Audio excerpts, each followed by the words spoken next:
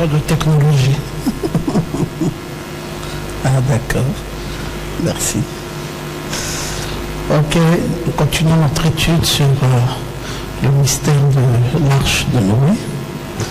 Et pendant qu'on est debout, on va lire ce texte. C'est le même que nous lisons depuis lors. Là, ce sont de la vie de Noé, le second mois, le 17e jour du mois. À ce jour-là, toutes les sources du grand abîme jaillirent et les écluses des cieux s'ouvrirent. La pluie tomba sur la terre 40 jours et 40 nuits. Ce même jour entrèrent dans l'arche Noé, Sem, Cam, Japheth, fils de Noé, et la femme de Noé, et les 3 femmes de ses fils avec eux. Et tous les animaux selon leur espèce, tout le bétail selon son espèce, tous les reptiles qui rampent sur la terre selon leur espèce, tous les oiseaux selon leur espèce, tous les petits oiseaux et tout ce qui a des ailes. Ils entrèrent dans l'arche auprès de Noé, 2 à 2, de toute chair et en souffle de vie. Amen. Amen. Que Dieu bénisse sa parole.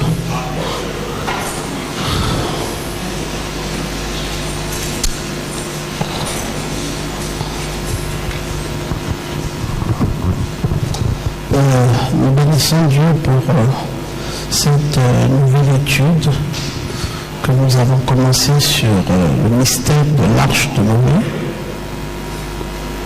Et comme dans chaque étude, quand nous entrons, parfois il y a juste un point focal qui nous pousse à y entrer. Et pendant que nous demeurons dans cette étude, nous nous rendrons compte au fur et à mesure de son importance et de ce pourquoi Dieu a voulu que ce soit finalement cette étude qu'il devait nous donner en ce moment précis. Nous parlons de cette arche et nous avons bien voulu commencer par dire le mystère, parce que nous savions bien que derrière cette arche, il y a beaucoup de choses à apprendre cachées derrière cette arche de Noé. Nous allons commencer par donner les définitions comme Frère Branham aime bien le faire. Frère Branham a dit dans l'arche, c'est un message qu'il a prêché, qu'il a intitulé l'arche, type de Christ. Il dit dans ce message, le mot arche signifie un petit coffret.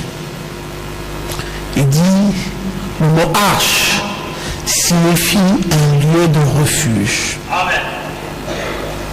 Il dit, le mot arche signifie encore une cachette. Amen.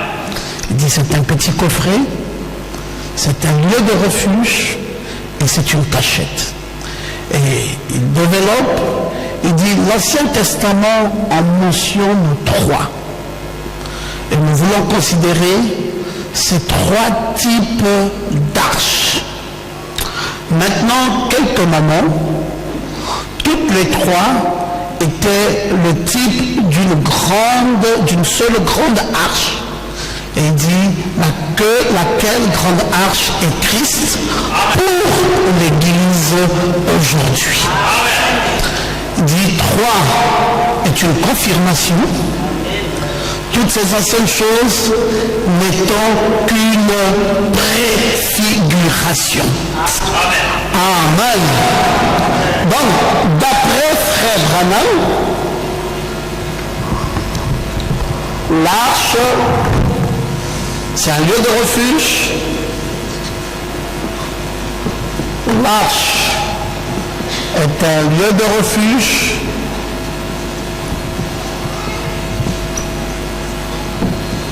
D'après, toujours, le prophète William Branham, c'est aussi une cachette. Il dit c'est un endroit où quelqu'un peut se cacher, une cachette. Il dit c'est un petit coffret, c'est un lieu de refuge, c'est une cachette. Et il dit qu'il en existe 3 types. Il y a 3 types d'arches.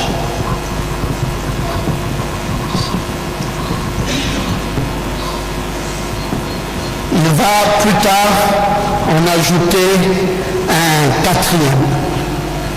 Il va dire qu'il y aura 4 types d'arches. Nous allons aller progressivement avec Frère Branham. Il dit donc, il y a 3 types d'arches.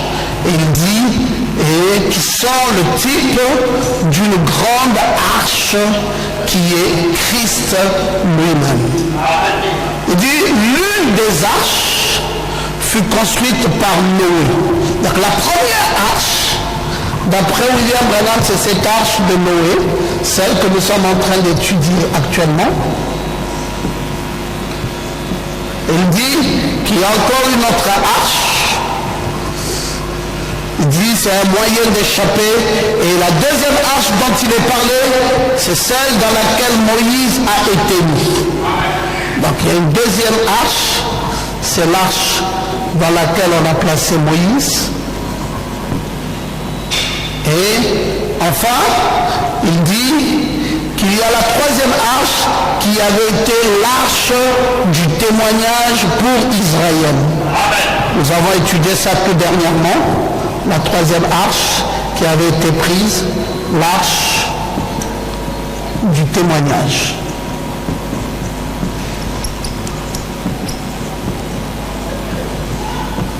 Voilà donc les 3 types d'arches dont Frère Branham est en train de nous présenter. Et vous allez vous rendre compte qu'il va dire, et la quatrième, tout a été accompli dans la quatrième, laquelle est Jésus-Christ. Donc, il va dire que toutes ces arches ici sont accomplies dans une quatrième arche qui est le Seigneur Jésus-Christ lui-même. Est-ce qu'on peut dire Amen? Alors, c'est Frère Branham qui nous enseigne et qui nous révèle tous les mystères qui sont cachés derrière l'arche. Déjà, le mot arche. Frère Branham nous définit cela. Il dit c'est une cachette, c'est un lieu de refuge. Et il nous dit, attention, ne pensez pas simplement à l'arche de Noé. Il dit qu'il y avait aussi une arche. C'était l'arche de Moïse.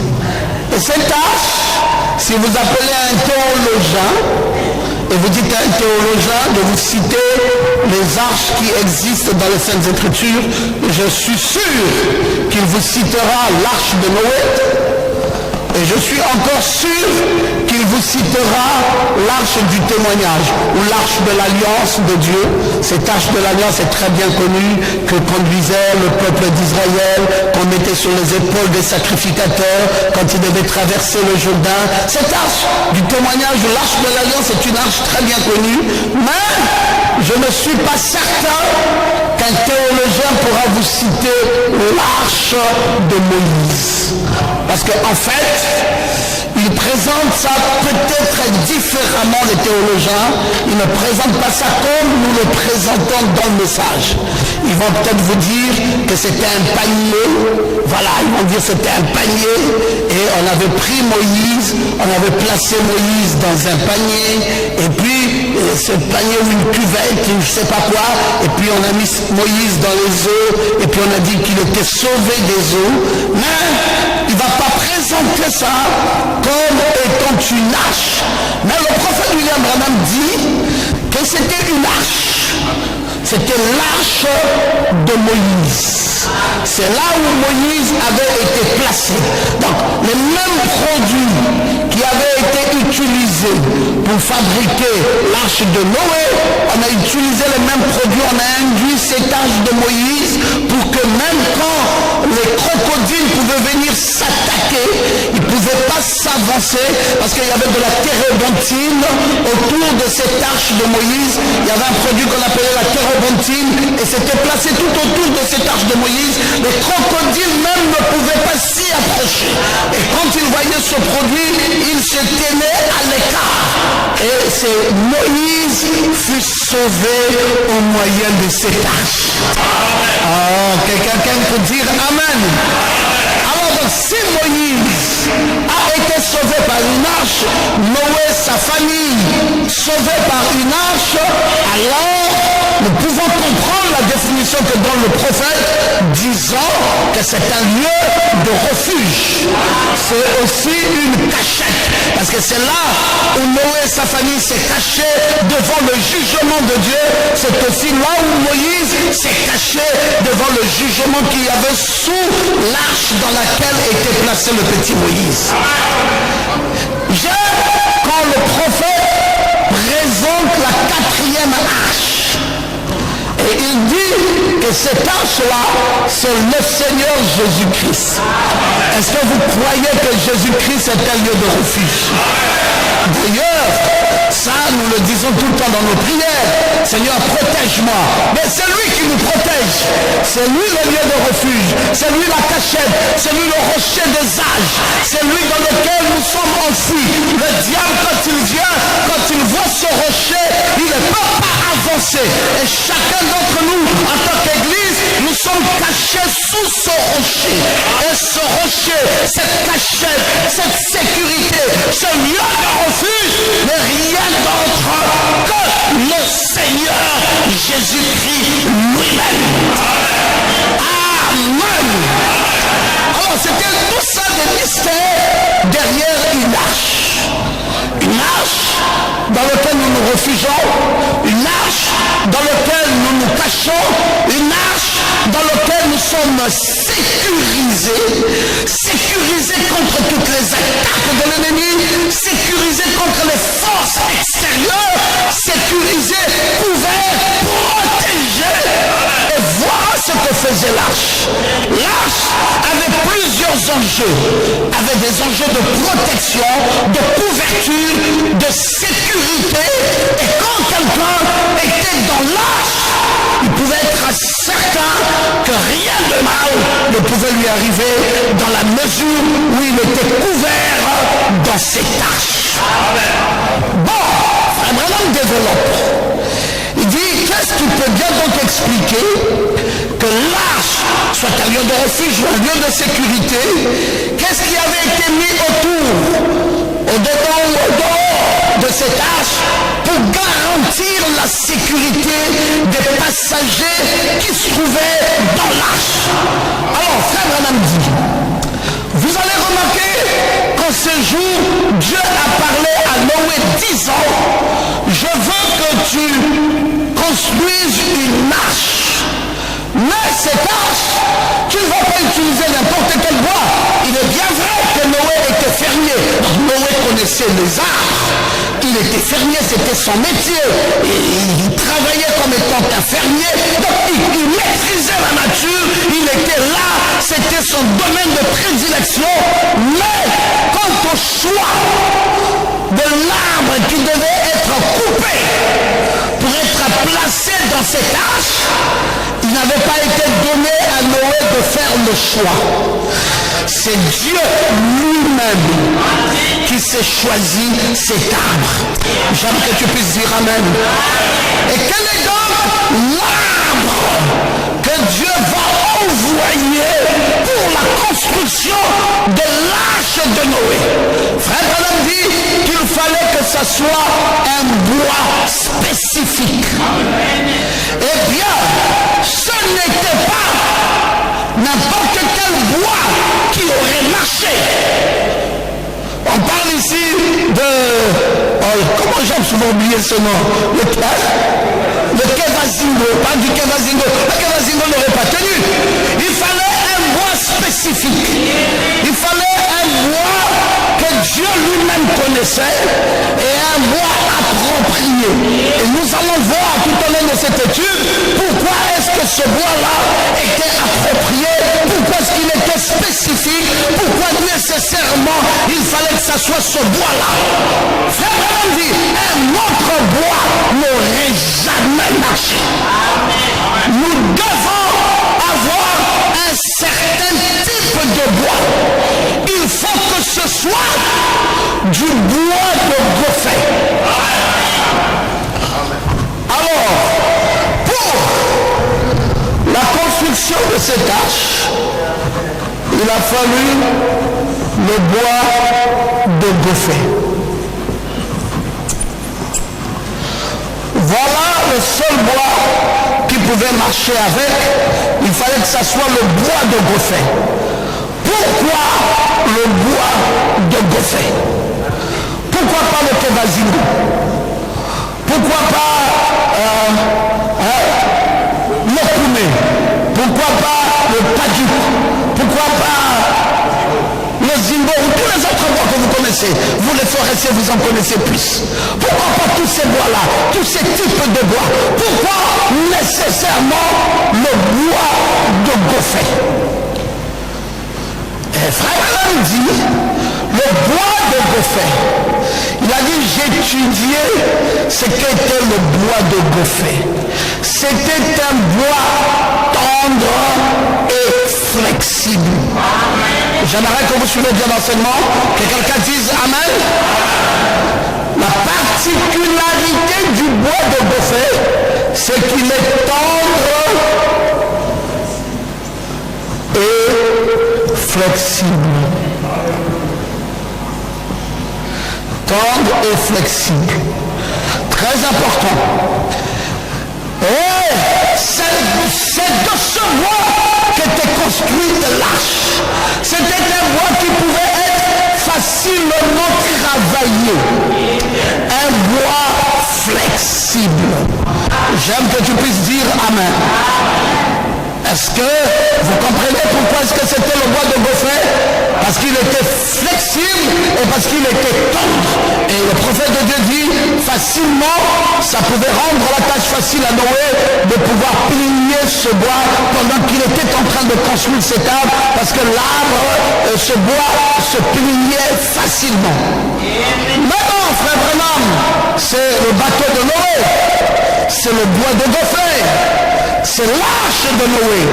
On peut se limiter là, frère Branham. Frère Branham dit non. On ne va pas se limiter là. Ce bois que vous avez vu, c'est un type. C'est le type de qui? Il dit c'est le type du croyant. Ce bois-là, c'est le type du croyant. On va même dire du vrai croyant. Mais ça va, je vais me limiter là. C'est le type du croyant. Un bois travaillé, un bois flexible, un bois tendre. Une fois dans les mains de Dieu, c'est ça le croyant.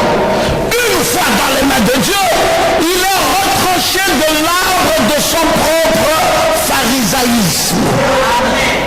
Il devient maniable dans les mains de l'architecte. Il n'est pas dur. Il est maniable dans les mains de l'architecte. Vous savez, Dieu ne bavarde pas. Dieu parle. Est-ce que je peux entendre quelqu'un dire Amen? Non, Dieu, lui, ne bavarde pas, il parle. Pourquoi veut-il un croyant maniable dans les mains de l'architecte? C'est parce que vous allez voir, terminons la citation pour que je vous dise le contexte. Il n'est pas volonté par tout vent de doctrine. Il est maniable. Il est flexible de toutes sortes, qu'il s'adapte correctement à la parole. Il peut être utilisé avec facilité. J'aime que tu puisses dire Amen. Nous remarquons que c'est un bois qui absorbait l'humidité facilement, ça absorbait l'humidité, et maintenant d'une part, l'homme malléable dans les mains de Dieu pourrait être important pour Dieu. Ou pourrait être important pour le diable s'il va dans le sens d'être utilisé par le diable. Bon, maintenant, ce bois de Gopher est le type de bois choisi par Dieu pour la construction de l'arche de Noé. Pourquoi est-ce qu'il fallait qu'on prenne le bois de Gopher? Frère Branham nous dit que c'est facile, c'est parce que c'était un bois tendre et flexible. Et il a ajouté un troisième terme, maniable dans les mains de l'architecte, facilement maniable dans les mains de l'architecte. Donc l'architecte peut le mouler comme il veut, peut l'orienter comme il veut, peut le dresser comme il veut. Cet arbre, dans son humilité, dans sa sensibilité, dans sa nature, ne discute pas avec celui qui doit le manier. Il se brise facilement, il se tord facilement, il s'humilie facilement, on dit un peu amen. Et c'est là toute la difficulté qu'il y a dans l'église du Dieu vivant. C'est là tout le problème qu'il y a dans la maison du Seigneur.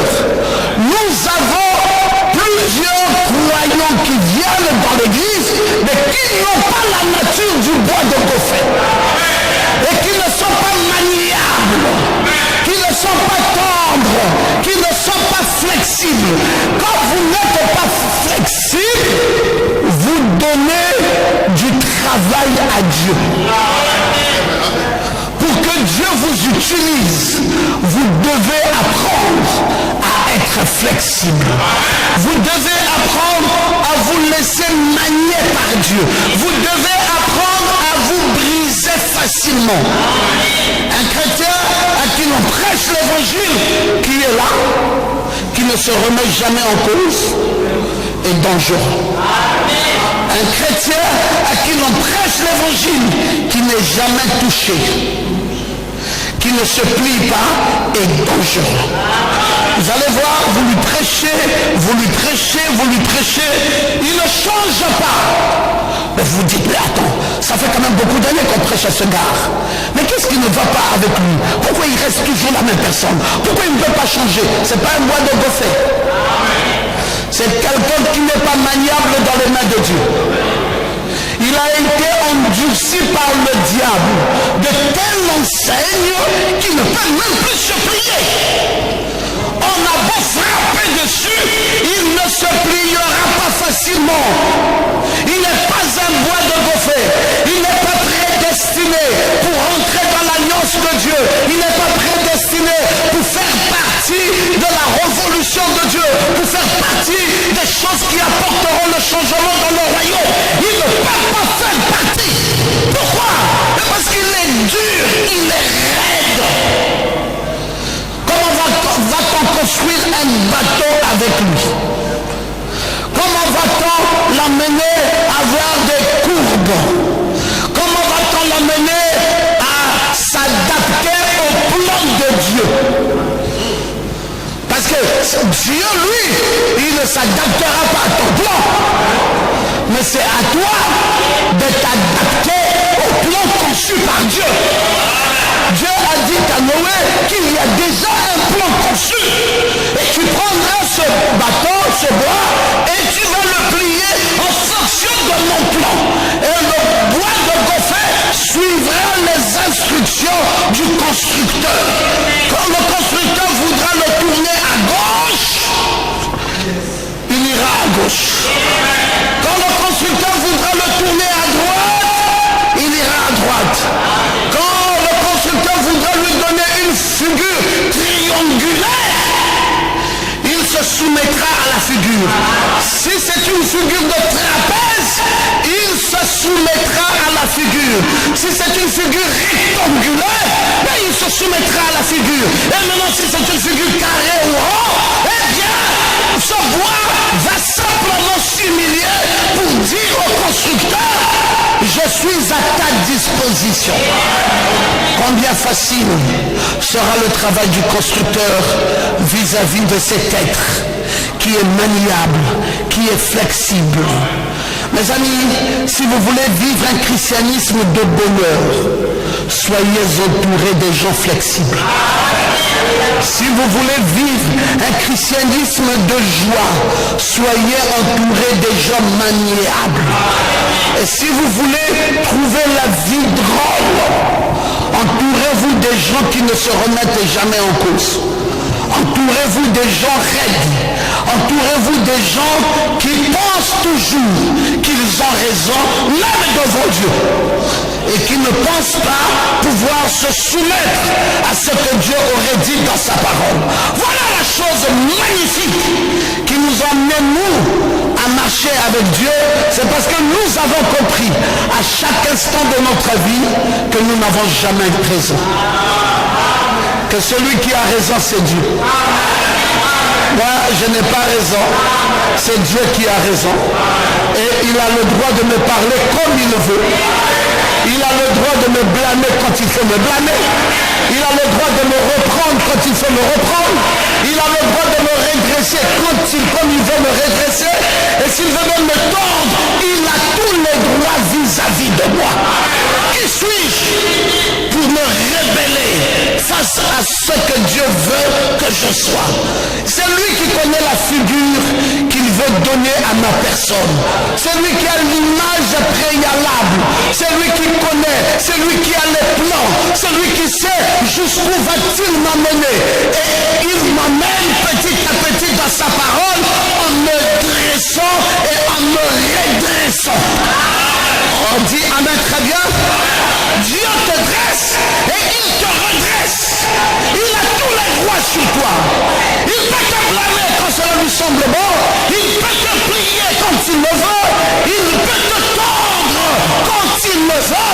Et toi, tu n'as pas le droit de dire à Dieu, non Dieu, ça je ne veux pas, ça je veux, ça je ne veux pas, ça je veux.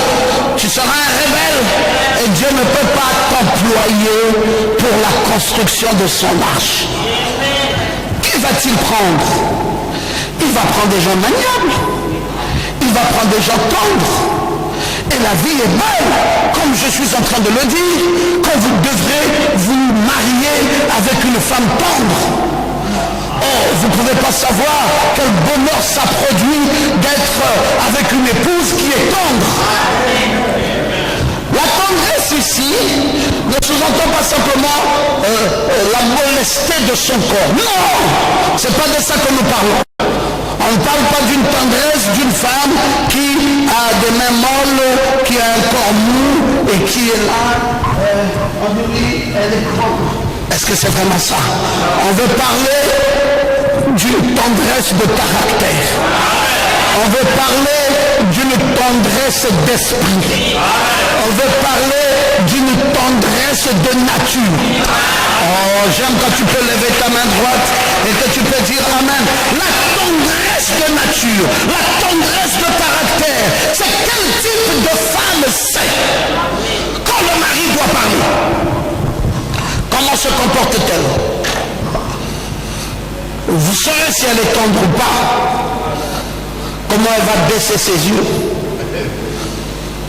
Comment elle va verser quelques gouttes d'âme, de l'âme.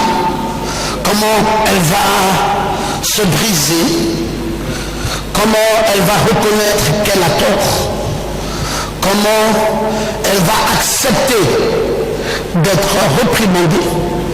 Comment elle appréciera d'être une femme aux côtés d'un homme. Comment elle avouera que c'est tout à fait normal et qu'il est dans ses droits de faire de moi tout ce qu'il veut parce que je suis sa femme. Comment elle... Vous voyez, vous pouvez ressentir ça. Quand vous êtes en communication avec une femme, vous pouvez savoir si cette dernière est tendre ou si elle n'est pas tendre. Et ce qui fait le bon mariage, ce qui fait le bon mariage, c'est aussi cette tendresse et cette flexibilité. Du fait que la femme soit flexible est quelque chose d'extraordinaire. Bon, mon mari, écoute, j'avais un projet. Mon mari dit, vas-y, explique un peu. Il dit, non. Je trouve que ce projet n'est pas bien. Il faut laisser tomber ça parce que ça n'a pas d'avantage sur nous. Regarde, il y a des conséquences, je peux te montrer les conséquences. Par contre, j'ai quelque chose d'autre à te proposer. Ah non. Tu es toujours comme ça. Quand il s'agit de mes projets, c'est toujours chez moi où c'est pas bien. Et madame, sois flexible. Le foyer exige ça. Le foyer exige que tu sois flexible. Ah non, si c'est ça, en tout cas, si c'est ça, non. J'ai déjà remarqué ça. C'est pas la première fois. La première, voilà, j'avais tel projet, tu avais boycotté. Tu avais boycotté. Bon, si tu penses que j'ai boycotté, attends, je prends un peu du recul, explique-moi en quoi est-ce que c'était mauvais ce que j'ai dit et donne aussi à toi tes avantages et inconvénients. Non, moi j'ai pas d'avantages et inconvénients à donner, je pense que c'est un projet, Encore pas flexible.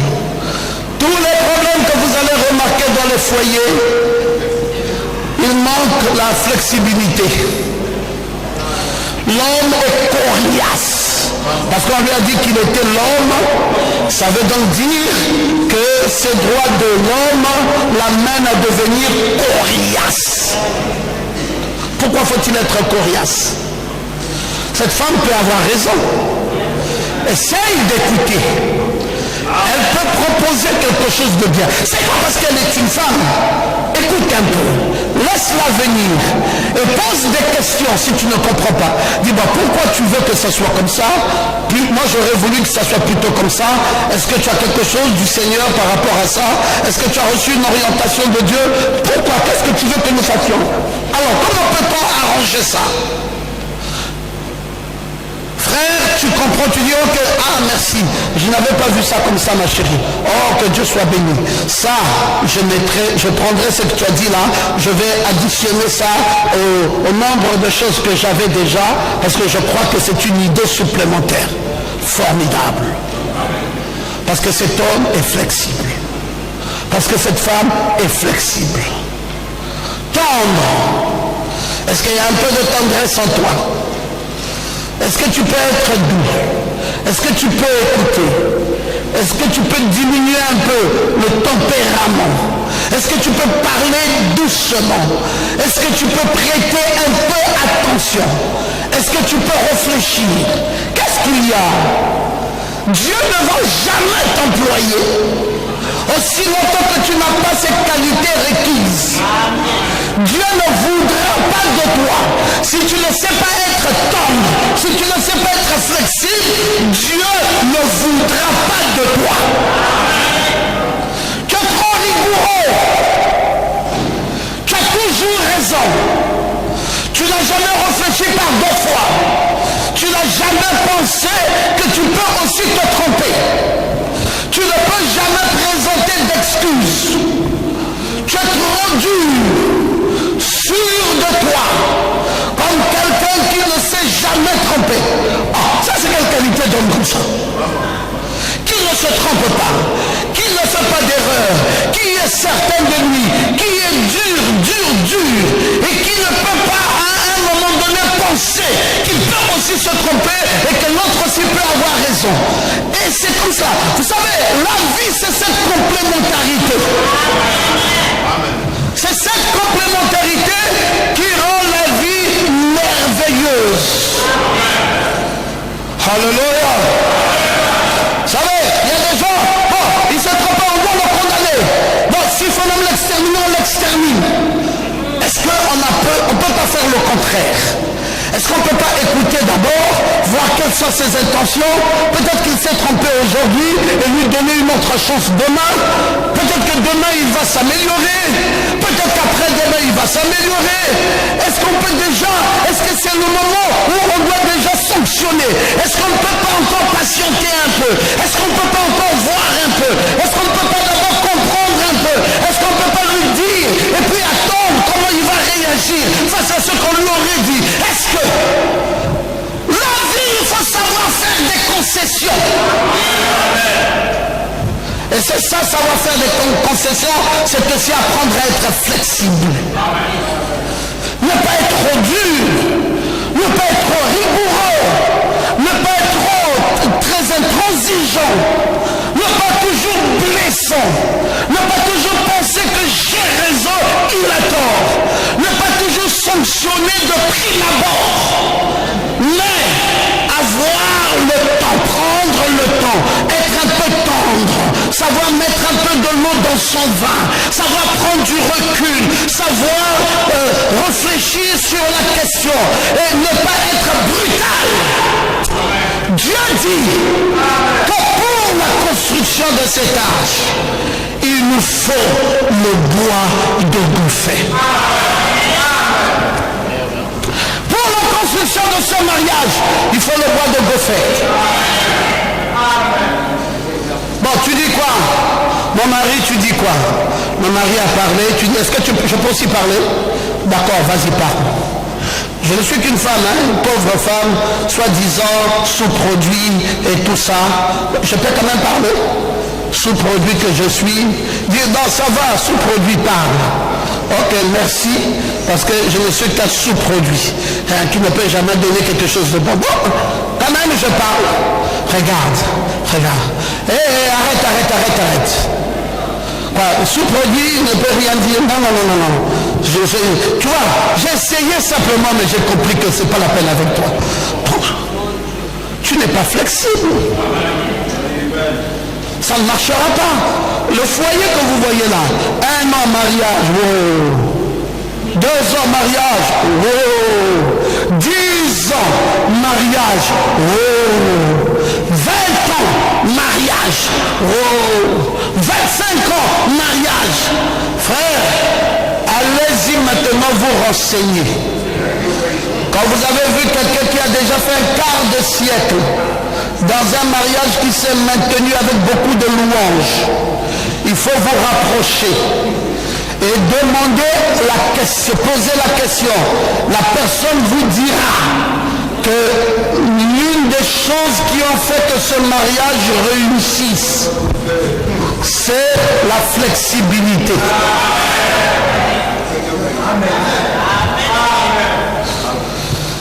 Si vous n'êtes pas flexible, frère, il ne faut pas maintenir les dossiers 10 fois, 20 fois.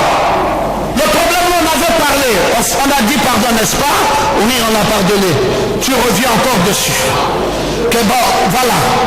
Je t'avais déjà dit que j'ai noté. Hein? J'ai noté, c'est dans mon calepin. Depuis que tu fais là, ça tu es déjà arrivé à 10 erreurs. Parce que, rappelle-toi, quand nous avions commencé, il y a 18 ans, la première erreur là, que tu avais faite là. Aucun frère. Bon, ce mariage-là va réussir comment? Il n'y a pas de flexibilité. On n'est pas flexible. On ne peut pas, on marche tout en surveillant le diable. On ne voit pas Dieu. Amen. Comme il se passait un homme que je connais qui avait une machette. Et quand la femme allait même derrière la maison et qu'elle revenait, il dit, tu étais où? Il dit, j'étais juste derrière la maison, mon mari. Il dit, je t'ai appelé 2 fois, tu n'as pas répondu. Tu étais où? Il dit, papa, j'étais derrière la maison. Il dit, non, couche-toi là. Prends la machette.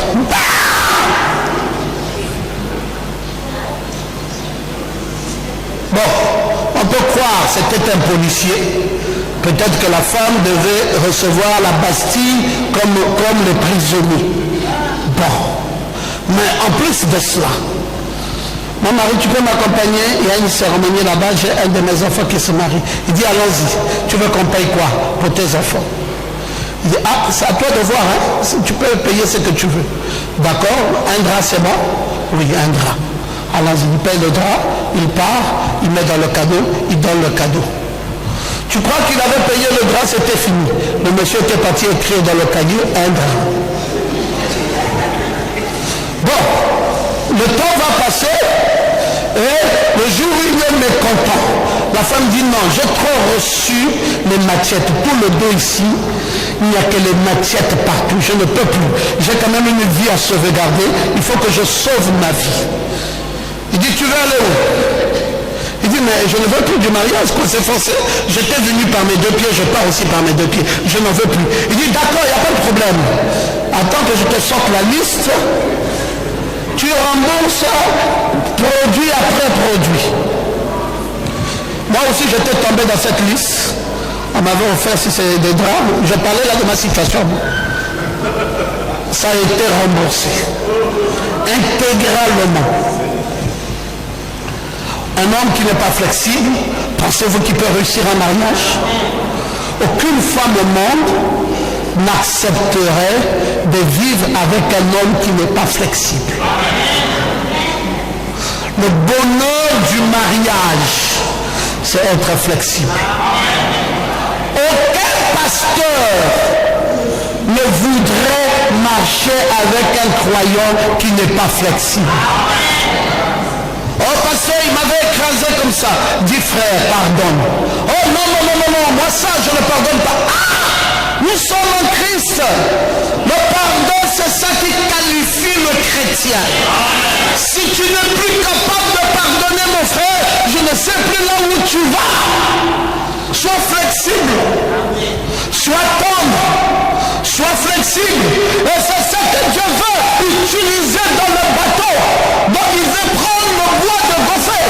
Et frère Branham nous dit, parce qu'il était maniable. Vous savez à combien d'orgueil sommes-nous venus depuis que nous sommes venus dans la maison de Dieu? Frère, vous n'avez jamais su quels étaient les défauts que vous aviez. Ça se passe avec... C'est tellement silencieux et simple que vous ne vous rendez pas compte combien de choses Dieu a enlevées dans votre vie. Si vous pouviez faire un retour et qu'on vous demandait de revoir qui vous étiez hier, vous serez étonné de constater que vous étiez un brigand, que vous étiez un bandit, que vous étiez et que Dieu, par sa grâce, vous a arraché. Alléluia! Frère, Dieu nous a pris de loin. Les tendances que nous dégagions quand nous commencions la vie, si Dieu n'était pas venu, frère, on serait à des milliers de kilomètres. Peut-être, comme j'aime bien le dire, nous ne serions peut-être plus en vie. Beaucoup d'entre nous seraient déjà morts. C'est la grâce de Dieu. Oh, j'aime quand tu peux dire Amen. Il m'a pris, il m'a brisé, il a taillé l'orgueil, il a taillé les envies des femmes, il a taillé la fierté de ce monde, il a taillé les allures de banditisme, d'escroquerie, de voyous, il a taillé ces choses, il a taillé, et c'est ce qui fait, mes frères, que nous soyons devenus comme ça, comme des maboules. Dans le monde du nouveau Dieu, regardez-moi cette bande de maboules. Frère, ce n'est pas du maboulisme. C'est que nous avions été traités des mains de maître par l'architecte lui-même. Oh, je veux que tu dises Amen. Traités de mains de maître. Ce que vous voyez là, ce n'est pas comme ça que j'aurais pu être. Si Dieu ne m'avait pas taillé, tu n'aurais jamais pu trouver un bel homme comme moi si Dieu ne m'avait pas taillé. Ça devait être le plus méchant des hommes sur la terre. Oh, j'aime que tu puisses dire Amen. Mais l'amour de Dieu étant plus grand que tout cela, il est allé me prendre et il a commencé à me tailler. Et il m'a taillé ici, et il m'a taillé là, et il m'a taillé ici, et il m'a taillé là. Et c'est ce que nous sommes devenus aujourd'hui. Ce que le monde appelle maboule là, c'est pas le maboulisme, c'est le bois de Gopher travaillé. Nous avons accepté d'être traités par le maître. Nous avons dit à Dieu, fais de moi ce que tu veux. C'est toi qui as le plan. Tu veux me plier, plie-moi. Tu veux me tordre, tords-moi.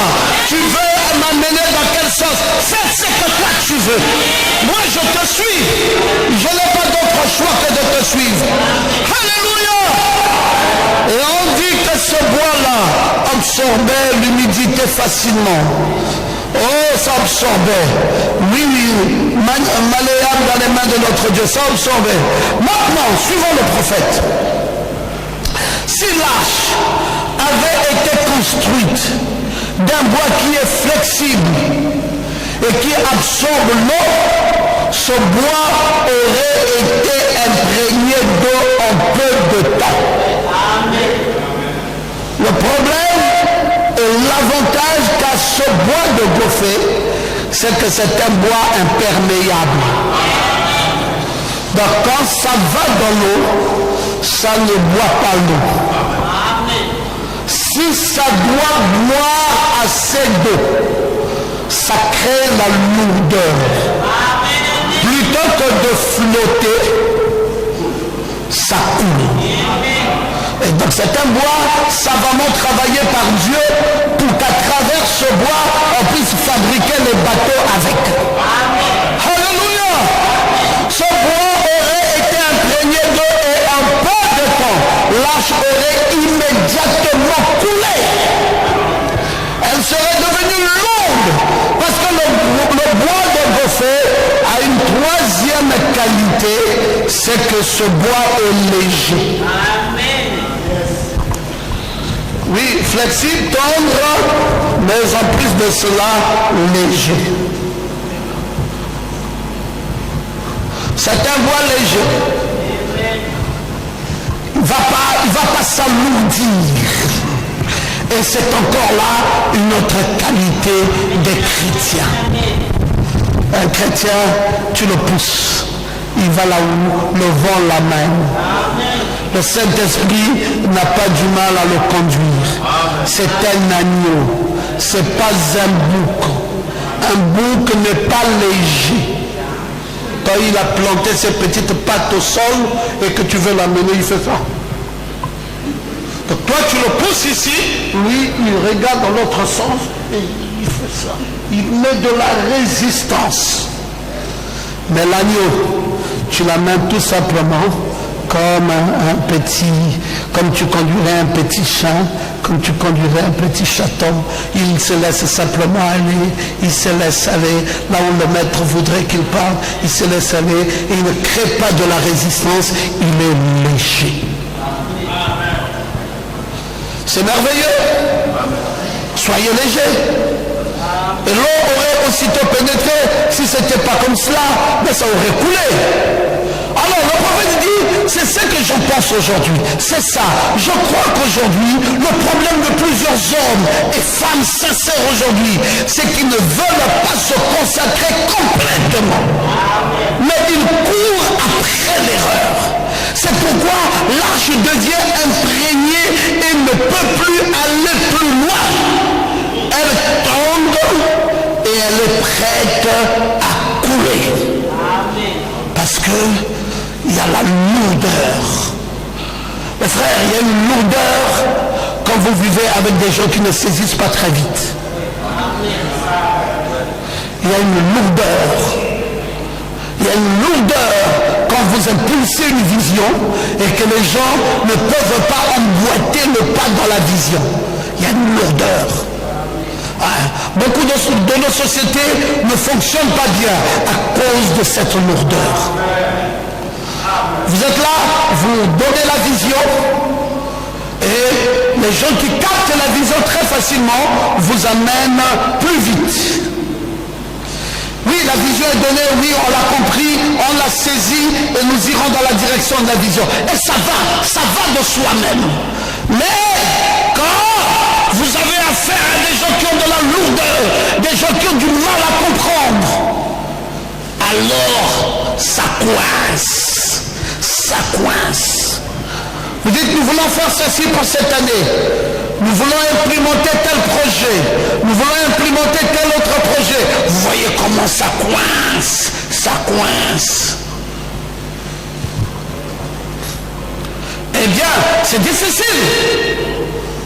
Mais c'est que ces gens-là ne sont pas bâtis par du bois de Goffé. C'est pour cela cette lourdeur.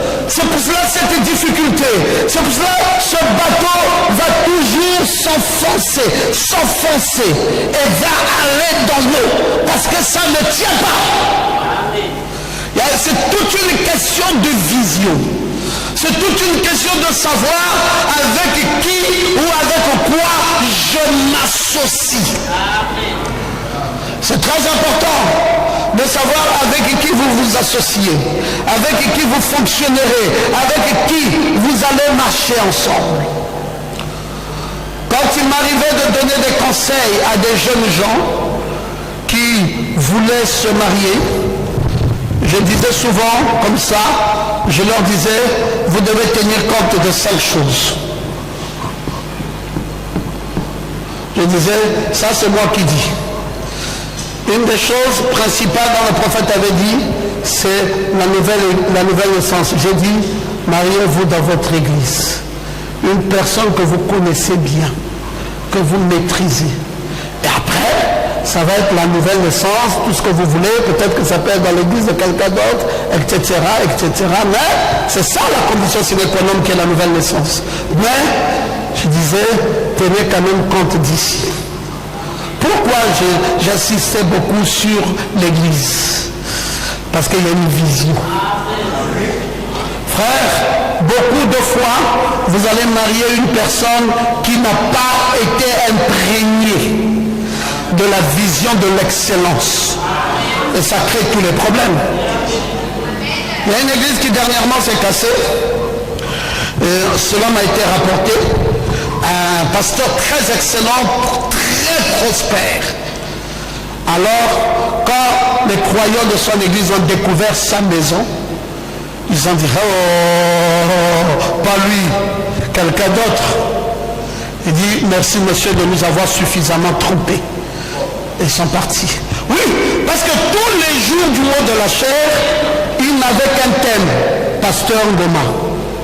Et quand ils montent derrière la chair, oui, ces pasteurs-là qui cherchent l'argent, qui sont prospères, qui s'élèvent, et tout, vous allez voir ce qu'ils produisent, vous allez voir ce qu'ils font. L'église disait, d'accord, lui ne fera jamais comme pasteur Ngoma. Mais quand à la fin, l'église découvre que lui-même aussi, en menant un château, dit, oh. Et nombreux de ces hommes ont dit, nous allons partir chez Pasteur Ngoma, nous le préférons pour sa franchise. Nous préférons vivre avec quelqu'un qui nous dit clairement ce qu'il veut, ce qu'il fait, et qui nous encourage, nous aussi, à aller dans la même direction. Mais pas quelqu'un qui cache ce que lui-même fait, et il nous présente un autre tableau, et le tableau de sa propre vie est autre. Parce que les brebis ne sont pas dupes. À la fin, ils vont découvrir que vous leur avez perdu du temps, alors qu'eux aussi auraient pu faire comme vous. Problème. C'est ça le problème des églises. C'est pas toujours clair. On dit une chose, mais on fait le contraire. Quand on a commencé avec les télévisions, j'ai remarqué un jour un pasteur qui condamnait ça. Je suis allé chez lui, il avait la télévision dans la chambre. Je lui ai dit, papa, sors ça. Mais au salon, comme ça, tout le monde voit. Un chrétien n'a pas une chose qu'il fait dans la cuisine cachée. Sors. Où il y a télévision pour nous tous, où il n'y a pas de télévision. Mais toi, il n'y a pas de télévision chez tous tes croyants, mais il y a télévision dans ta chambre en cachette. Il n'y a pas prospérité dans l'église, il y a prospérité dans ta propre vie et dans la vie de tes enfants. Pourquoi ne pas exposer ça? Et il y a des esprits. Frère Branham a dit que les églises que vous voyez là sont porteurs de beaucoup d'esprits. Et je disais aux gens, il y a ça. Et je disais, ensuite, vous voulez que je vous donne la suite? Hein? Je disais, les gens ensuite, il y a la beauté. Vous allez dire, ah, pasteur Ngoma, la beauté, non. Eh, papa, il faut être franc avec toi-même. La vie, il ne faut pas se tromper. Parce que le jour où tu vois la femme de ton frère, tu commences à souffrir des combats d'esprit. Alors que toi-même, tu aimes ça. Mais tu condamnes. Oh non, vous voyez, la beauté c'est du diable. Papa, nous sommes dans un âge, même frère Branham, Dieu lui a dit. Il dit, je suis Élie le prophète. Il dit, d'accord. Il dit, je vais aller dans la forêt. Il dit, essaye. Meda va te quitter. Il dit, mais pourquoi? Je sors là-bas comme un broussard, Élie le prophète. Il dit, hey, tu as oublié que nous sommes au 20e siècle. C'est un âge moderne. La femme là veut d'un homme qui porte la cravate et le costume. Il va prêcher, tu finis, tu portes la cravate et le costume, tu rentres dans la voiture, tu l'amènes au supermarché. S'il n'y a pas ça, ça va se casser. Oh frère, moi, de toute façon, je veux juste d'une femme comme ça. Non frère, sois honnête. Même la femme là ne veut pas seulement d'un frère comme ça. Il veut d'un frère qui est propre, qui est présentable et... Oh. J'aimerais qu'on dise Amen. C'est ça, le présentable là, qui est très important. Je disais à ce jeune gens. Ensuite, troisième chose, il faut vérifier si cette personne a un avenir. Avenir ici, papa. C'est pas non, nous allons marier la sœur à le Saint-Esprit. Le Saint-Esprit avait déjà dit ça depuis là. Mais après, dans la maison, une paresseuse qui dort, qui ne fait rien, ça devient mauvais. Demandez aux vieux mariés comme d'autres qui avons oublié qu'il faut chercher l'argent chez la femme. Ne me demandez pas à ces jeunes gens d'aujourd'hui. Je suis allé plusieurs fois en Europe. Vous savez, je vis presque là-bas aussi quand j'y vais souvent. Et quand nous partons là-bas, c'est pour observer comment les autres vivent en Occident et comment ils se comportent. Frère, j'ai remarqué une chose terrible qui n'existe peut-être pas chez nous ici. C'est que chaque couple, Bala Patrick, la femme va mouiller le maillot le matin, rentre le soir, le mari mouille le maillot le matin, rentre le soir. Est-ce que tu n'as pas observé ça, frère Olivier? On revient le soir. Si moi j'ai payé le gaz, toi tu payes le courant. Si moi j'ai payé la maison, toi tu payes les déplacements. Toi tu fais le petit déjeuner, moi je fais. C'est comme ça qu'ils vivent là-bas. Et le monde dans lequel nous partons s'oriente comme ça. Donc, si tu es une femme, tu dis que tu ne veux rien faire dans la vie, marie un chrétien à l'ancienne mode. D'une autre génération, mais celle qui vient là est dangereuse. Je ne t'ai plus entendu dire Amen. Et après, quand tu as réglé tous ces petits problèmes-là, qui semblent rien du tout, mais très importants, règle aussi le problème de la famille. Vous savez, marier est très facile. Tu vas à l'église, tu maries. Mais, papa, ça ne doit pas se limiter ici. Nous avons vécu deux exemples dans un petit espace de 3 mois, mais de grands enseignements. Nous avons perdu une dame à Tibanga qui est morte pour aller faire un travail. Elle est morte. Et il fallait faire face à cette famille. Et mes frères, quelle louange! Une famille qui vous dit, bon, elle est morte, elle était partie pour travailler, vous voulez qu'on fasse quoi? C'est bien, merci de nous avoir rendu compte, merci de nous avoir fini. C'est fini. Séparation, les uns sont partis, les autres sont partis. Tranquille, mort d'homme. Mais ça n'a même pas frotté. Il n'y a même pas eu un moment où on a reçu une injure. Il n'y a même pas eu un moment où on a reçu une insulte. Maintenant, deuxième cas, un frère marié à sa femme, il l'a doté. Ils ont 3 enfants. Le frère a doté, c'est pas une femme qu'il a volé quelque part. Il a doté, il a marié à l'état civil. Mort arrive. On dit mettez le corps là-bas, nous allons nous battre d'abord. Et actuellement, la famille là-bas a pris un avocat, notre famille a pris un avocat. Maintenant, au tribunal là-bas, c'est la guerre des avocats. On attend, le corps là n'avait qu'à rester là-bas. Tant que nous n'allons pas nous battre et finir la bagarre. Un problème de quoi?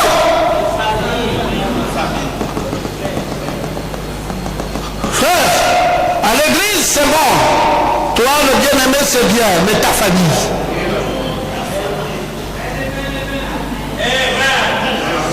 Toi c'est bien, le frère c'est bien, la soeur c'est bien, mais ta famille. Ça c'est des choses que je disais longtemps. Quand les jeunes gens s'approchaient de moi, je leur disais n'oubliez jamais cet élément-ci.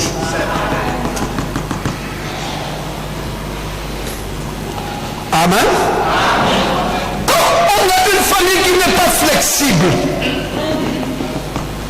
quand on a une famille terre à terre, quand on a une famille qui ne peut pas comprendre que la mort c'est pour tout le monde et qui ne peuvent pas accepter, quand on a une famille qui refuse le dialogue, quand on a une famille en face de laquelle tout se règle avec des couteaux. Mes frères, vous vous demandez si nous sommes encore au 21e siècle. Comment nous pouvons être devant de telles difficultés? Comment est-ce possible de vivre de telles crises? Problème de famille, pas de flexibilité, pas de meilleure compréhension, pas de meilleure entente, pas de meilleure façon de vivre. J'ai maintenant oublié la 5e chose. Mais les jeunes à qui je parlais souvent peuvent me rappeler ça. J'avais une 5e chose. J'ai parlé de l'apôtre, j'ai parlé de l'église, j'ai parlé de la foi. Je ne sais plus. Il y avait une 5e chose, ça reviendra, je vous le dirai. Je vous le dirai. C'est des choses auxquelles nous devons toujours y veiller. Nous devons y veiller. N'allez pas dire que je vais marier, je ne règle pas le problème de la poche. N'allez pas dire je vais marier, je ne règle pas le problème de la présentation. N'allez pas dire que je vais me marier, je ne règle pas le problème. Il faut quelqu'un qui a une ambition, il faut quelqu'un qui croit, il faut quelqu'un qui avance, et il faut quelqu'un, je crois que peut-être la 3e chose devait être certainement un problème d'amour. Je ne sais plus trop bien, je n'avais jamais noté ça, c'est un petit conseil que j'ai donné comme ça, mais bon, mettons ça d'abord, si ça change, je vous le dirai plus tard. Ça devait certainement être un problème d'amour, marier une personne que vous aimez. Bon, j'ai fini pour ce soir parce que je voulais vous montrer l'importance de la flexibilité, l'importance de vivre avec des gens qui sont légers, l'importance de fonctionner avec des gens qui ne sont pas durs. La vie ici, elle est faite de telle enseigne que chaque fois on se plie. Dites encore amen très bien. On se plie, on se plie. C'est ça, je crois, le problème de plusieurs hommes et femmes sincères d'aujourd'hui. Ils ne veulent pas se consacrer. Ils courent après l'erreur. C'est pourquoi l'arche devient imprégnée de beaucoup d'eau. Ils ne peuvent pas aller plus loin. Et cette arche va s'écrouler, nous dit le prophète. Et il dit, quel genre de Saint-Esprit a donc tracé la voie là-bas? Il n'aurait pas pu continuer comme cela. Ainsi Dieu a dit à Noé, enduis-la de poids, au-dedans et au-dehors. Des deux côtés, enduis-la de poids. Et nous allons voir aussi avec la poix, c'est encore un autre enseignement que Frère Branham va donner sur la poix. C'est quoi cette poix-là qui va être coupée d'un arbre et on va prendre une résine qui était liquide, on va la chauffer, on va mettre sur le gofret pour que partout le bois de gofret avait été agencé, qu'il n'y ait pas une brèche par laquelle l'eau pourra entrer dans l'agencement du bois de gofret, de manière à ce que ça soit enduit au-dedans et au-dehors. Amen. C'est bien. J'ai trouvé une femme, elle a la jupe longue. Oh frère, c'est ça. La jupe longue d'une sœur ne veut pas dire que c'est une sœur née de nouveau. Ça ne reste pas qu'à l'extérieur. D'ailleurs, ça doit commencer par l'intérieur et se poursuivre à l'extérieur. D'où la nécessité de la fréquentation.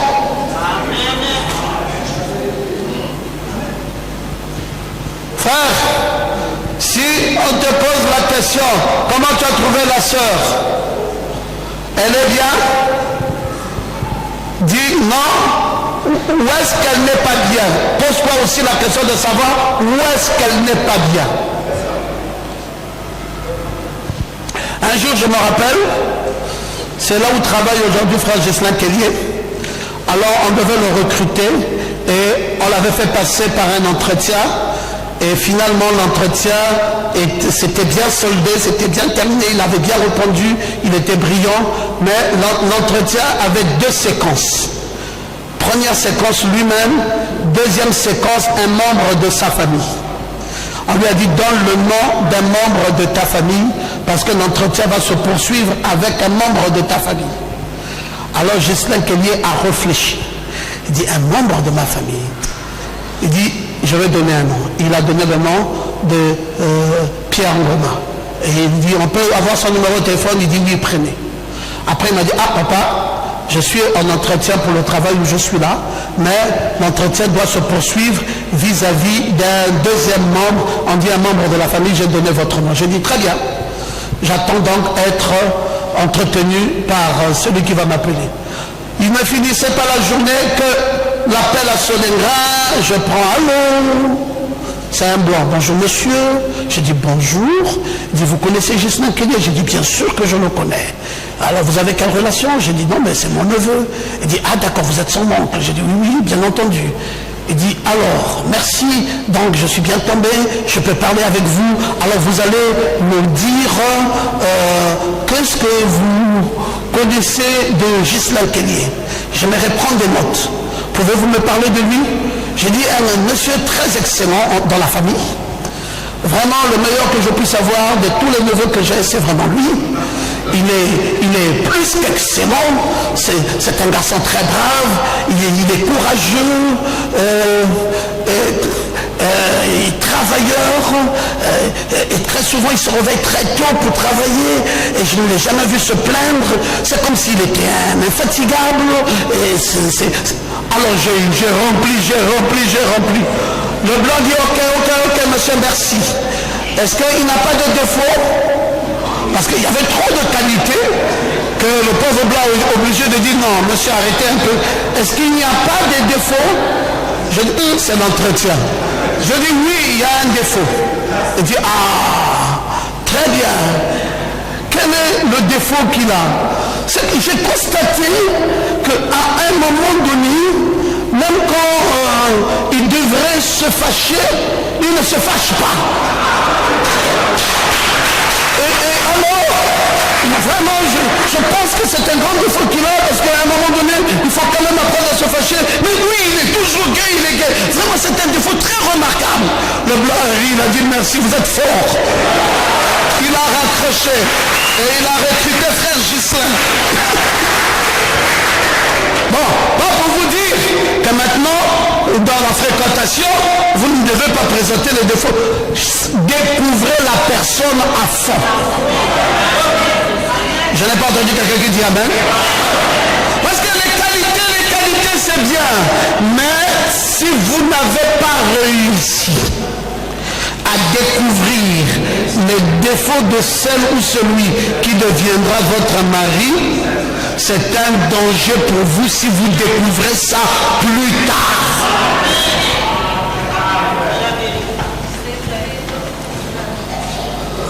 Parce que si vous attendez à ce qu'il vous le dise, il ne vous le dira pas. Alors, passez par des inspections. Allez interroger d'autres personnes. Mais pas comme dans notre cas ici où j'étais averti. Mais allez-y prendre au pif quelqu'un qui ne s'attendait pas à ce que vous puissiez l'interroger et alors cette personne vous dise à peu près qui est la personne avec qui vous allez être ensemble. Parce qu'il faut que cette personne, vous ayez l'assurance qu'elle est scellée de dedans et du dehors. Dites encore amen bien. Vous savez, le soir, tous les chats sont gris. Qu'est-ce que ça peut vouloir dire? Ça peut vouloir dire qu'à l'église, tout le monde est ça. Mais est-ce que c'est à l'église qu'on va juger un frère? Pour juger quelqu'un sortant un peu de l'église. Dans la famille, il est comment? Auprès de ses amis, il est comment? Au quotidien, il est comment? Il y a des gens ici, dès qu'il arrive à l'église, j'ai un cantique individuel. Il n'a jamais chanté de cantique, même au réveil à la maison. Mais à l'église, il a quand même des cantiques individuels. Attends! Quelqu'un qui aime chanter, chante aussi même à la maison. Je n'entends plus des amens. Quelqu'un qui aime, même à la maison, chante. Si les chants là, c'est seulement à l'église, c'est qu'il y a quelque chose qui ne va pas. La prière là, c'est seulement à l'église. Ah, spirituel. À la maison, pas de prière. À l'église là, amen, pasteur Toumoula. À la maison là-bas, il n'y a pas une bande qu'on peut mettre qui l'écoute. On peut commencer du 1er janvier au 31 décembre. Cette soeur n'a jamais écouté de bande à la maison. Même mettre un truc pour dire, bon, on va écouter un peu le pasteur. On met le pasteur là, on écoute. Jamais. Mais à l'église, amen, pasteur, amen. Si tu aimes la parole là, ça devrait te suivre. Partout où tu pars. Tu devais aimer ça de la même manière. Je n'entends plus vos amens. Il faut que vous soyez scellés au dedans et au dehors. Que le Seigneur vous bénisse.